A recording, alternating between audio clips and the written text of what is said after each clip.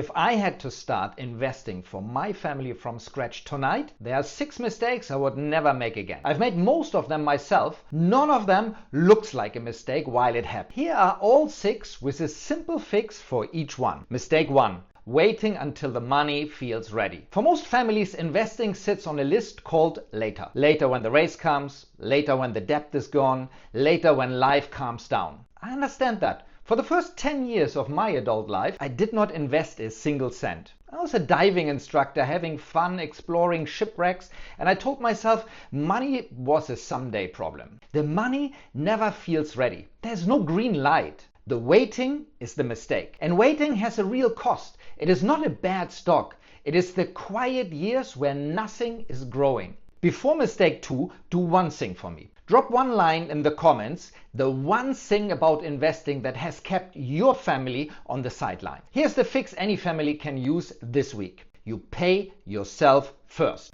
Pay yourself first just means one small amount leaves your account on payday before you can spend it.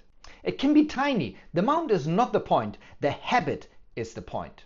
I managed a 7-figure portfolio today, and almost none of it came from a clever move. It came from starting small and not stopping. That small habit is your growth engine starting to turn. It is kind of like planting a tree. You put a little money in and the time does the growing. These are the beginner investing mistake almost no one warns you about. And this first one is the most expensive one. Mistake 2, treating complexity as safety. When families finally decide to start, many of them freeze again. They feel they need to find the perfect company, the clever pick, the one that will not let them down. So they read more, they wait to feel certain, and the years keep passing. I used to believe the same thing. I thought the families who did well were the ones who picked the smartest investments. Then I read a book by Benjamin Graham called The Intelligent Investor. He made a calm, simple case. A boring, spread out investment beats clever guessing for almost everyone, almost every time. That changed how I invest, and it took the pressure off. Here is the fix. You do not need the perfect pick. You need one simple, boring holding that owns a tiny piece of many companies at once. That is called an index fund. A common one holds the S&P 500. That is the 500 largest and best companies in the United States, all sitting inside one fund. Most investing for beginners gets this backwards. It sells the clever move. The calm move is the one that works. Here's the part that surprises people. You can start with an index fund and you can end with one too. For a lot of families, an index fund is not a training step. It's the whole plan for life. A simple fund is not exciting. That is the feature, not the flaw. You stop guessing, you start owning. That is the whole shift. One quick thing before mistake 3. If this is useful, subscribing tells me to keep making calm videos like this one for families. That's the only reason it helps. Now back to the mistakes. Mistake 3. Investing money your family will need soon. This one feels responsible. You want your money working, so you put all of it into the market. Then the car breaks, or the job changes, or you have to sell at the worst possible time. A friend of mine, Magdi, once told me something I never forgot. Magdi was not just my friend, he was my bank manager at one of the largest banks and a money professional with many years behind him. He gave me this advice in both roles at once, as my banker and as my friend. He said, you need a margin of safety in your life, not just in your portfolio, in everything. I learned how right he was during Egypt's revolutions, when the banks closed and businesses froze overnight. The families who stayed calm were the ones who had cash they could actually reach. Here is a fix. Before you invest, you build a cash cushion first. We call it your safety net. It is plain, boring money that you can reach fast, sitting somewhere safe. It is kind of like a fire extinguisher made of cash. You hope you never need it. You're glad it is there. Safety net first, then you invest the money you will not touch for years. And once that money is invested, you leave it alone. Compounding happens best when it's undisturbed. Time does the quiet work in the background.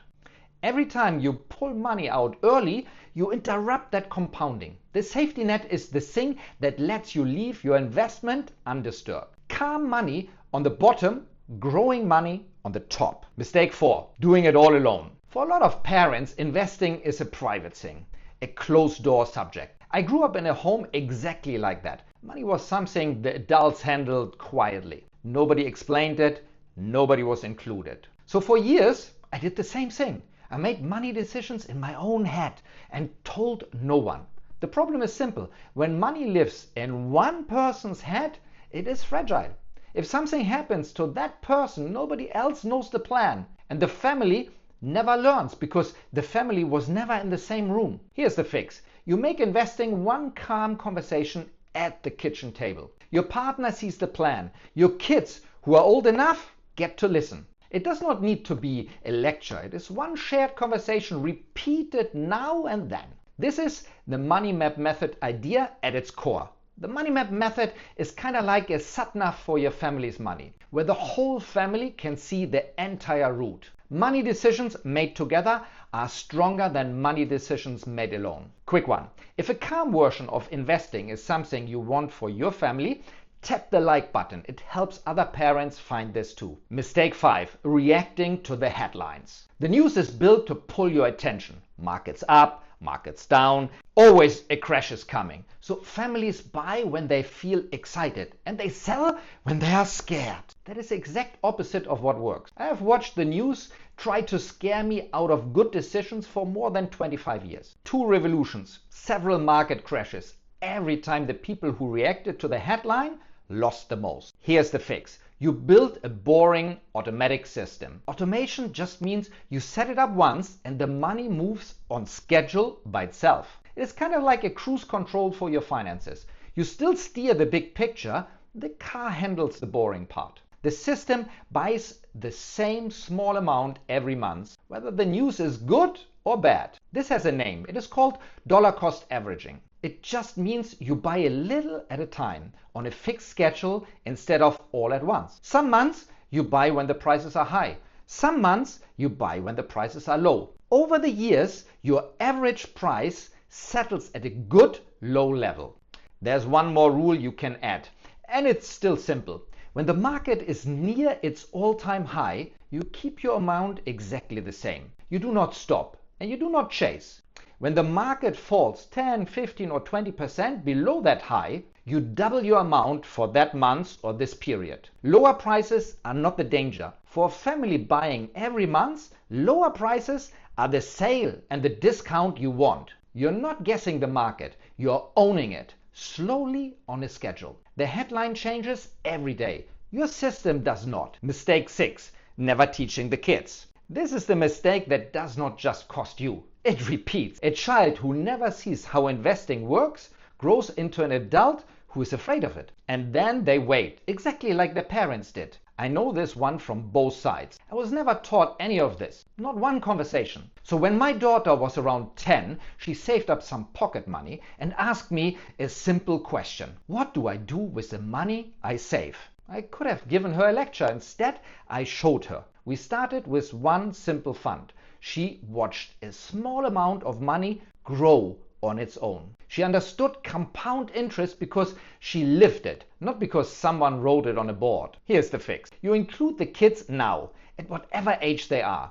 They do not need a course. They need to be in the same room. So those are the 6. Waiting for ready, treating complexity as safety, investing money you need soon, doing it all alone, reacting to headlines, and never teaching the kids. 6 mistakes, 6 fixes. Here's the calm truth underneath all of them. You do not need more money to start. You need to stop making these 6. If you want a simple place to begin, I made a free guide called The First Brick. It walks your family through the first money system to put in place, one step at a time. It's free. The link is in the description. And if mistake 3 stayed with you, the one about cash cushion before you invest, watch this one next. I made a full video on how big that safety net should actually be for your family.